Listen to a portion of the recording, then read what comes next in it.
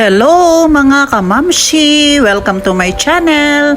Ipapakita ko po sa inyo yung mga ginagawa ko at yung mga nagagawa ko sa buhay ko para iwas stress at enjoy life. So, tingnan nyo po at panoorin yung aking mga ginagawa at nagagawa ko sa buhay ko. Kaya, let's start mga kamamsi! Sa personal po mga kamamsi, nagdi-dribble din po ako sa court kung meron pong bola. Yan po yung exercise ko, ang mag-dribble ng ball. Ayan mga kamamsi, para akong bata na kapag may nakitang duyan o kahit na anong klaseng pwedeng magduyan, sumasakay po ako. So kaya ayan po, swing tayo mga kamamsi.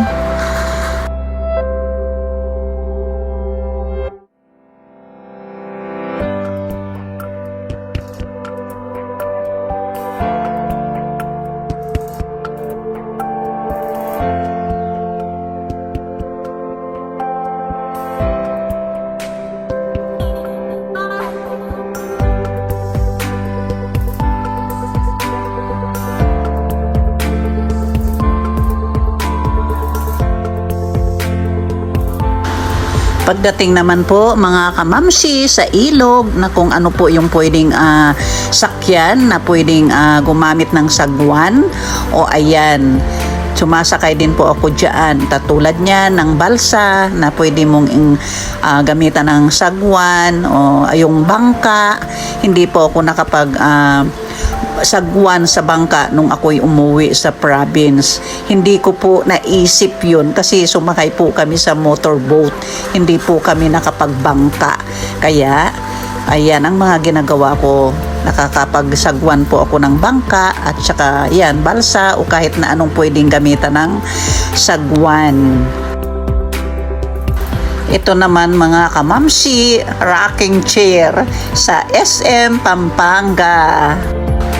Ayan, nauso po yung mga larong lato-lato, kaya pati ako, ayan.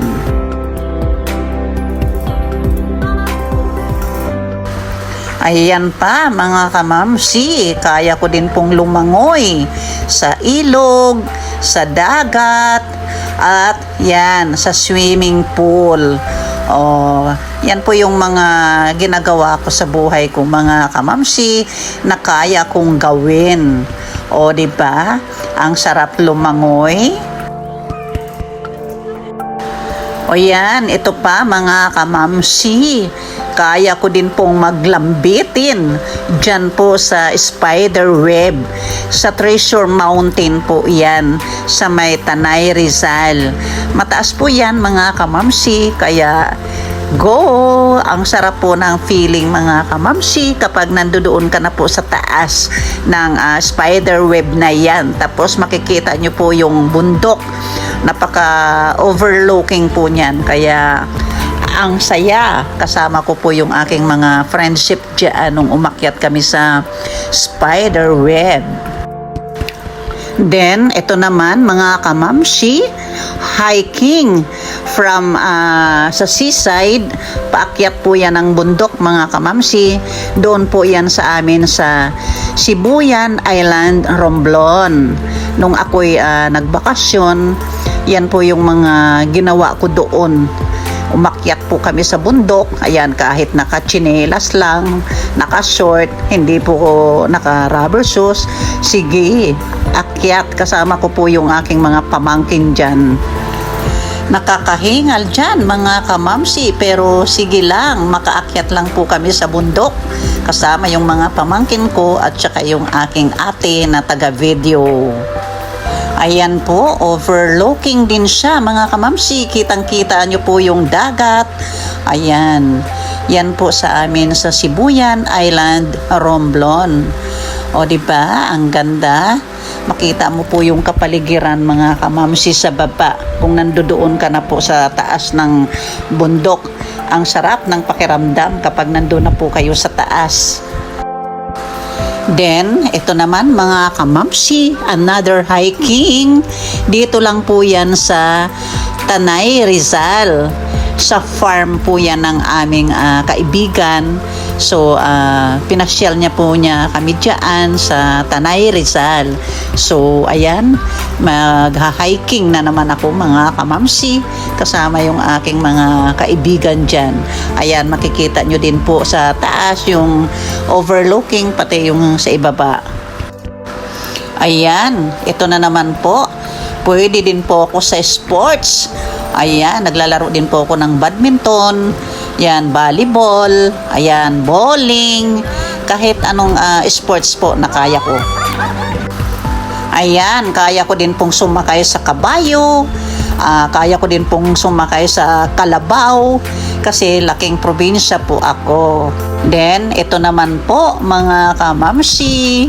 Magbubuting po ako sa kayak. Ito po ay sa Batangas sa isang beach resorts. O, di ba? Wala pong life jacket yan kasi marunong naman po akong lumangoy kung tumaob yung kayak. Yan, ito naman po mga kamamsi, namigay po ako ng mga used na mga clothes namin na hindi na po namin na susuot o yung mga napagsikipan na po ng aking mga anak. So, ayan po, nag-charity giving po ako sa amin sa Romblon. O yan, tuwang-tuwa po yung mga nasa province namin, mga kapitbahay. Medyo doon po yan banda sa itaas, sa medyo bulubundukin yung bahay nila. Ayan, umakyat at naglakad po kami papunta doon. Bit-bit po yung karton na punong-puno po ng mga used clothes. Ayan, o di ba? Tuwang-tuwa po yung aking mga kababayan dahil namigay po ako ng mga used clothes namin na hindi na nasusuot. Mga bago pa po yan ang iba dyan. Ito naman mga kamamsi, kapag mag-explore po ako or mamasyal kahit saang lugar, ayan, kaya ko pong mag-drive kahit saan at kung gaano kalayo yung pupuntahan, kayang-kaya. Ito ang the best na gusto ko mga kamamsi, ang kumanta kapag merong party na merong karaoke, video okay, hindi po maaaring hindi po ako kumanta. So ayan, kahit sa live stream sa YouTube, sa mga aking ka-YouTuber, nire-request po nila na ako ay kumanta. And ito naman mga kamamsi, nagta-travel din po ako sa labas ng bansa. Pumunta na po ako sa Singapore, yan, sa Hong Kong, tapos sa Macau, then sa Malaysia, napunta din po ako sa China, ayan, sa Cebu, sa Bohol, marami pa po akong napuntahan. Then, naging product endorser din po ako mga kamamsi. Then, ayan, naging model sa Real Bride Magazine. Ayan. Then, nag-mother queen po ako doon sa amin sa Barangay Sibuyan Island, Romblon. O, di ba? Ang saya ng buhay ko, mga kamamsi. Thanks for watching. God bless you all.